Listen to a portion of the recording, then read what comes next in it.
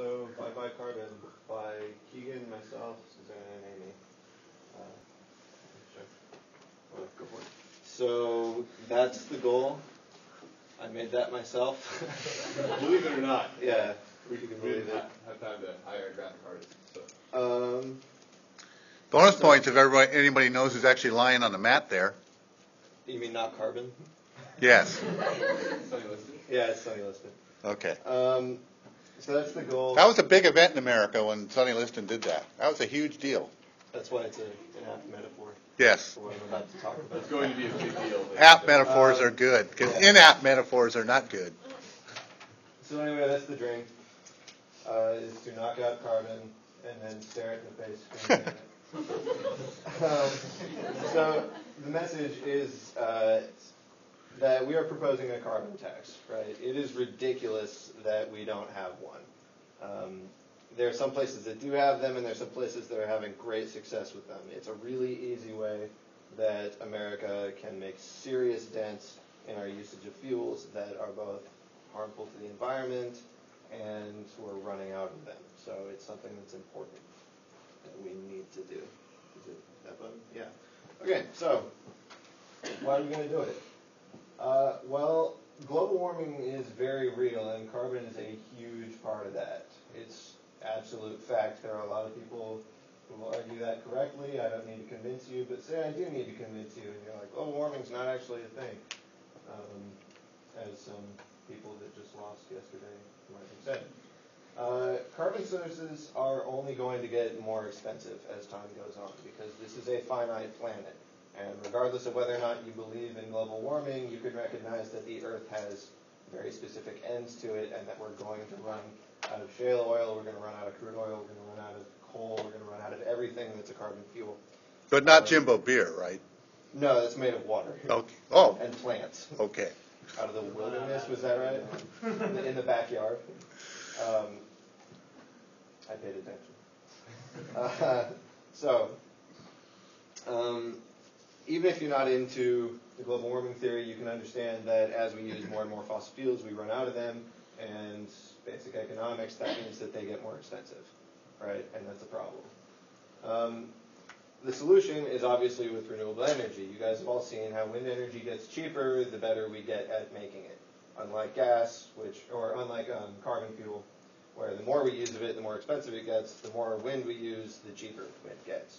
And that's like a pretty obvious choice, right? Shouldn't we head in that direction?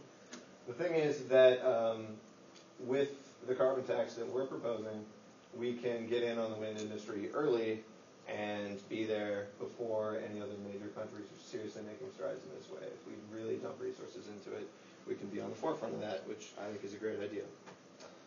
Okay, so there are basically two kinds of carbon tax, and one of them has some major problems that people correctly argue against, and the other one works absolutely wonderfully. So I think I'm going to explain why we're not arguing for the first one and why the second one is a beautiful, beautiful thing. The first one, this is what's going on in Australia, which doesn't work. This is what economists love to point at and say this is a horrible idea because you can tell that it's not making a difference. What happens is you say, okay, we're going to penalize people for using carbon, right?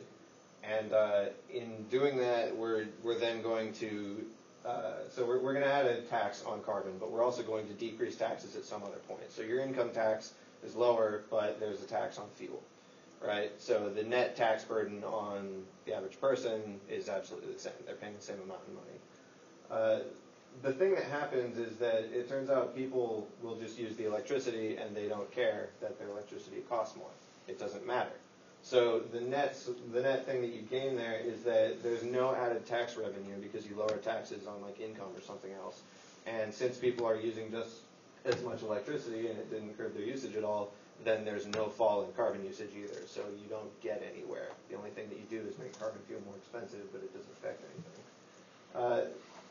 That obviously has some serious problems, right? Because you don't do anything. The beautiful thing about the second kind of carbon tax is that it has it has a different goal. It has multiple goals. Rather than just trying to get people to not use carbon because carbon is expensive, what you do is you tax carbon and then you just take the money from that rather than lowering taxes anywhere else. You got a slight tax to carbon and then you build renewable energy with that money. Okay, the beautiful thing about that is that since carbon is more expensive because you're taxing it and you're building free renewable energy out of the tax, right, then the wind energy, let's use this as an example, is going to get cheaper while the carbon energy is going to be more expensive, right? So people will go towards that. The other beautiful thing about that is that once people start moving towards wind energy, they aren't getting taxed for using carbon. So the more wind energy they use, the less tax they actually have to pay on this thing, right? If that makes sense. So this is kind of, everybody read this book? Anybody not? Yeah? Okay, so the premise here, if you give a mouse a cookie, and I guess tiny overalls, then it's going to want some milk, right? And a whole series of events that are enough to fill out an adorable book will fall from giving a mouse a cookie.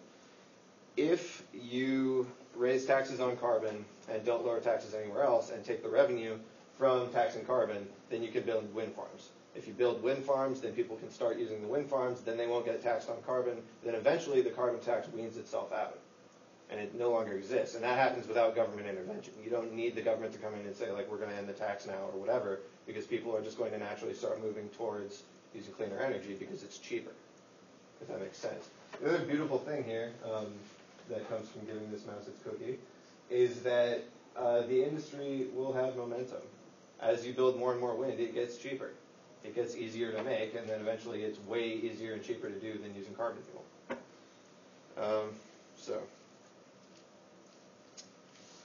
This, I should mention actually that this is all without any perceivable lifestyle change. You're still going to be using the same amount of electricity, it's just that that electricity will come from a different source, if that makes sense. So there's really no effect on everybody else except for the tax that they have to pay, which it turns out is very minuscule. So, how are we going to do it? We're going to work closely with power companies. So, what was the water team? Tiger team was saying, we already measure utilities, right? So the way that this works is, I'll use Keegan as an example. I'm the government. I say, okay, eWeb, how much power did you sell, electricity did you sell to Keegan? And they'll say, well, this much, because they keep track of that, because they're eWeb. And I say, okay, how much of your fuel comes from a carbon source, eWeb? And they say, this much. And then I say, okay, so that means that Keegan used this much carbon fuel. This is how much of a tax that Keegan pays.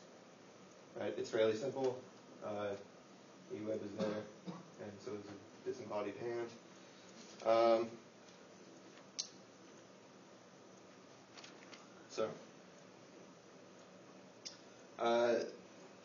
One slight argument against this is just how do we keep track, and I sort of already touched on it.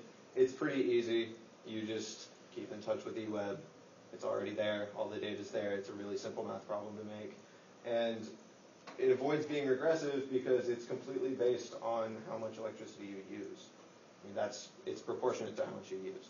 So if you don't want to pay more of your carbon tax or whatever, then you just don't use an iPod or whatever. You heat your house less. I mean, we've already established in this class that electricity use is extremely inefficient in this country, and it could be cut down just through disincentivizing. So, anyway.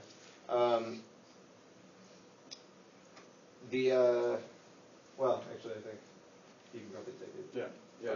Just take it from where you left off there. So that's a lot about why and how, and this is going to be the what. Where does the money go? Because it doesn't make dollars, doesn't make sense. A carbon tax, ideally, is revenue. Yeah, everybody groaned for fun. I was really stoked to say that, so I'm glad you guys enjoyed it. I'm confusing me. A carbon tax is revenue neutral.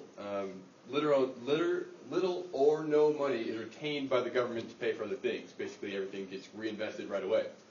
So, as mentioned before, there are three strategies. There's one, you can take the tax from the revenue from a carbon tax, and put it in a big pot and distribute it equally in pro rata shares through dividends, regardless of your consumption.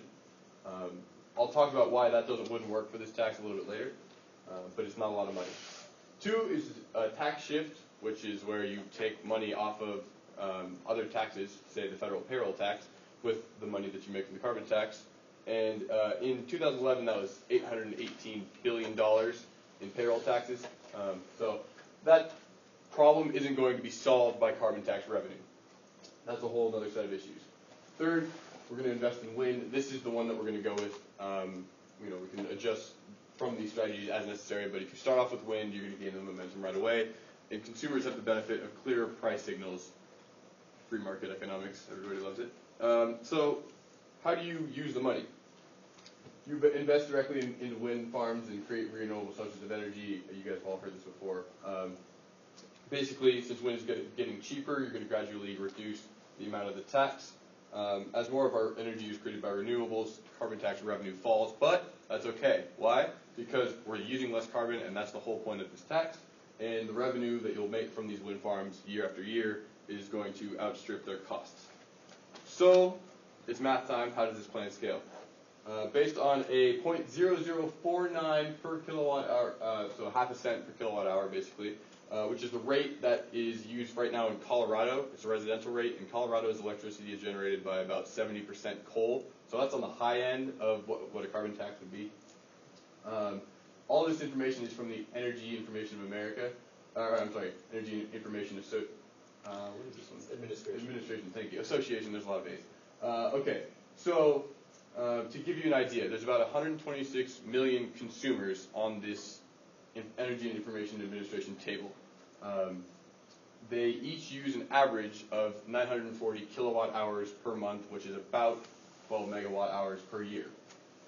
Based on this chart over here, which is the net generation by energy source for all of the United States, so it will vary based on your state. Like, for example, we have tons of hydroelectric power. It'll vary. But as a whole, the country, between coal, natural gas, and petroleum, uses about 70% of their energy, or their electricity is generating using carbon-emitting sources. So that is 8.4 carbon-emitting megawatt hours per year per customer. Everybody with me so far? Yes. Okay, good. So you have 126 million consumers times that 8.4 carbon-emitting megawatt hours per year times half a cent per kilowatt hour comes out to $5.2-ish billion per year. $5.2 billion per year is enough to pay for, as we use the example of the $350 million investment that would power all of Eugene, which has 150,000 people in it. There's 14 of those wind projects, which would create enough power, all wind, for 2.1 million people, which is approximately the population of Chicago or the entire state of Arkansas. So yes, it is scalable.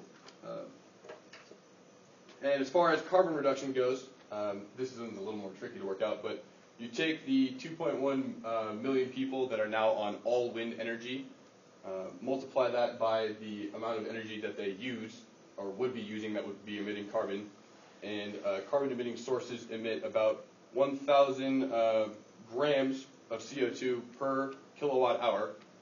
Multiply that all out, and that's saving about 18 billion kilograms of carbon. A billion kilograms of carbon.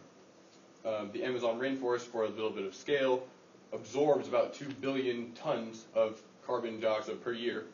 And so basically, over a 10-year tax, this is preventing about 1/10 of a rainforest absorption amount of carbon from going into the atmosphere per year. Everybody follow that? Great. I have a question about yes. that. Did you, when you did that math, account for the fact that the cents is kilowatt hours, the other one's megawatt hours? Yes, I did. Okay. Yeah, there are. Somebody can check me on these, but I went through them a couple of times to make sure.